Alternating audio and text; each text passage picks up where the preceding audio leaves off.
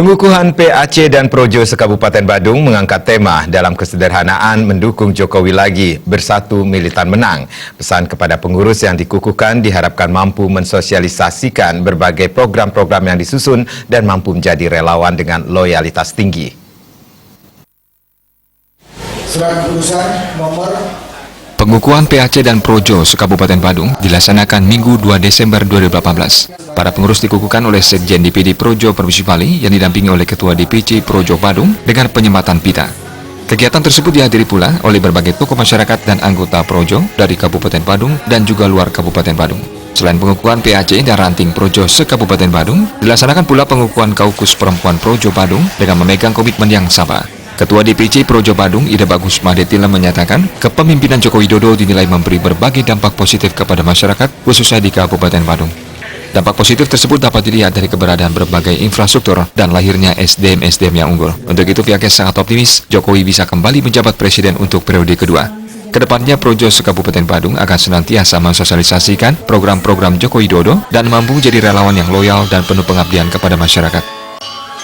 acara hari ini pengukuhan pengurus PAC dan ranting se-Kabupaten Badung.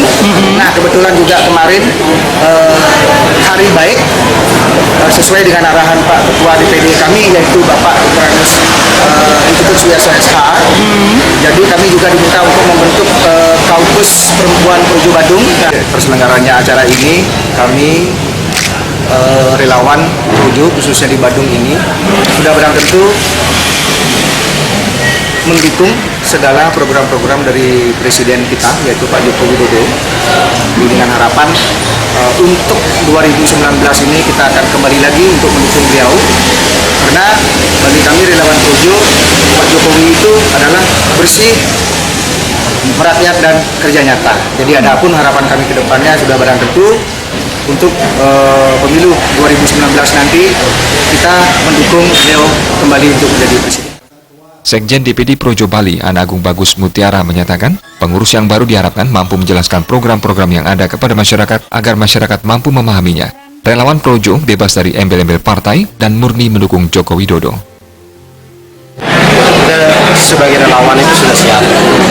Apalagi hari ini dikukuhkan, artinya kita harapkan sudah siap untuk berjuang bersama, mensosialisasikan program-program Bapak Joko Widodo sebagai presiden.